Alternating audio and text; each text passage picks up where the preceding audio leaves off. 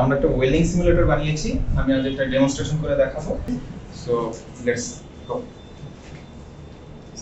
এই হচ্ছে আমাদের সিমুলেটর স্ক্রিনটা, এখানে আমাদের কন্ট্রোল প্যানেলটা আছে, হচ্ছে আমাদের ওয়েল্ডিং জব যেখানে আমরা ওয়েল্ডিংটা করব।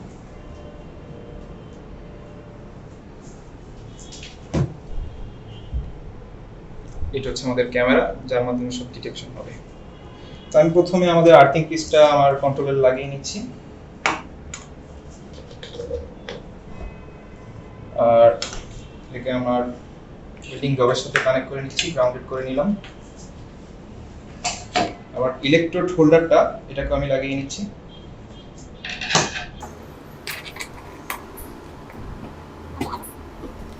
তো আমি প্রথমে আমার ইলেকট্রোড হোল্ডারটাকে ক্যালিব্রেশন করে নিব। সেই জন্য আমি স্ক্রিনে দেখতে পাচ্ছি, আমি যদি সি প্রেস করব ক্যালিব্রেশন করব। ক্যালিব্রেশন স্টার্ট হচ্ছে। এখানে আমাদের একটা স্টিক মার্কার আছে, এর মাধ্যমে এখানে ডিটেকশনটা হচ্ছে। তো আমি প্রথমে ক্যালিব্রেশন করে নিব। সো ক্যালিব্রেশনের জন্য আমাকে শুধু স্টিকটাকে এখানে ধরতে হবে, তাহলেই হবে। এখানে দেখাচ্ছে কত হাইটে আছে, আমার যদি কোনো কারণে হাইট ঠিক না থাকে আমাকে এটাকে উঁচু নিচু করে এটা ঠিক করে নিতে হবে। সো এখন আমাদের হাইটটা ঠিক আছে, সো ধরলে এটা ক্যালিব্রেশন হয়ে যাচ্ছে। ওকে, ক্যালিব্রেটেড। সো এখন আমাদের প্রসেস শুরু করে দিতে পারি।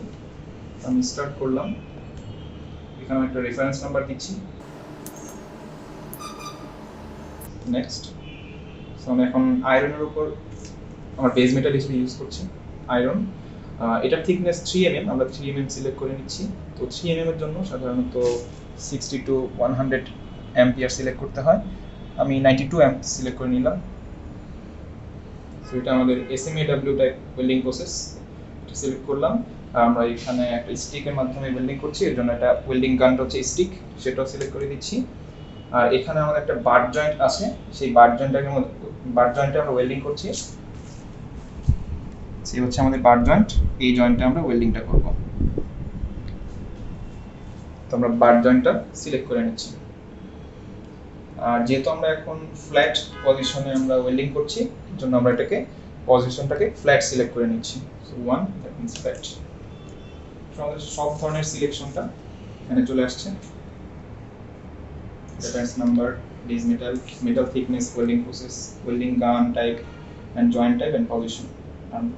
কারেন্ট ফ্লো 92 আছে। আমি চাইলে এখন ওয়েল্ডিংটা শুরু করে দিতে পারি। তো এখানে আমি হ্যাশ প্রেস করে উইথ ভিডিও ওয়েল্ডিং প্রসেসটা শুরু করে দিচ্ছি। আমাদের সিমুলেশন ভিডিও অন হয়ে গেছে, আমরা ওয়েল্ডিংটা শুরু করছি।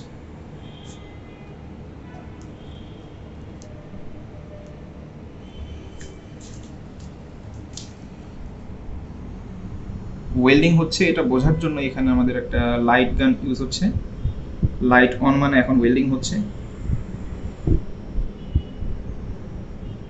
কোনো কারণে আমি যদি নির্দিষ্ট হাইটের বেশি উপরে উঠিয়ে নিই তাহলে ওয়েল্ডিংটা হচ্ছে না। ভালো একটা এক্সপিরিয়েন্স পাওয়ার জন্য আমরা এখানে ওয়েল্ডিং হওয়ার সময় একটা ভাইব্রেশন ইউজ করছি। সো ওয়েল্ডিং হওয়ার সময় যে ওয়েল্ডিং করছে সে একটা ভাইব্রেশন পাবে।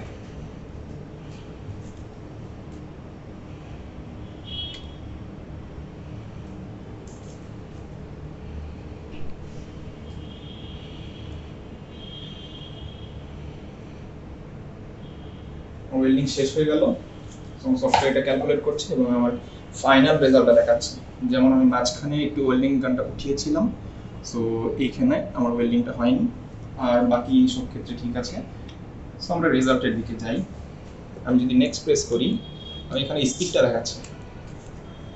সম্পূর্ণ সময়ে আমি প্রায় 50 সেকেন্ডের মতো ওয়েল্ডিং করেছি, তার মধ্যে সবার লাস্টে হচ্ছে আমার ওয়েল্ডিংটা খুব বেশি স্পিডি হয়ে গিয়েছিল।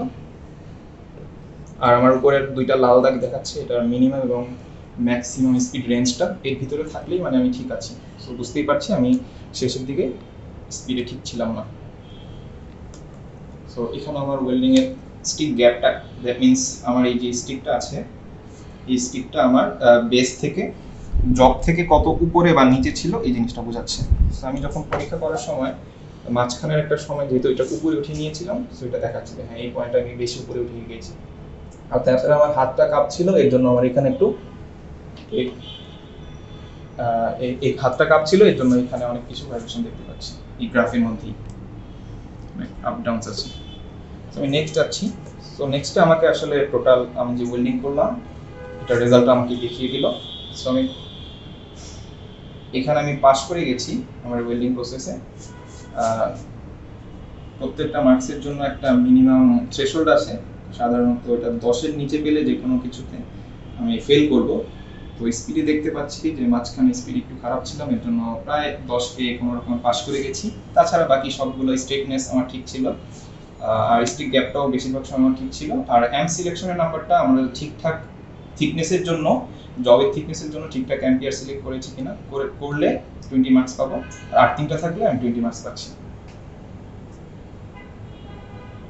সো আমি শেষে আমি যদি এখানে প্রিন্ট বাটনে প্রেস করি, হ্যাশ বাটন প্রেস করে প্রিন্ট দিই, তাহলে সাথে সাথে একটা কানেক্টেড যে কি প্রিন্টার থাকবে সেই প্রিন্টারে পুরো রেজাল্টটাকে প্রিন্ট করে দেবে। So that's it.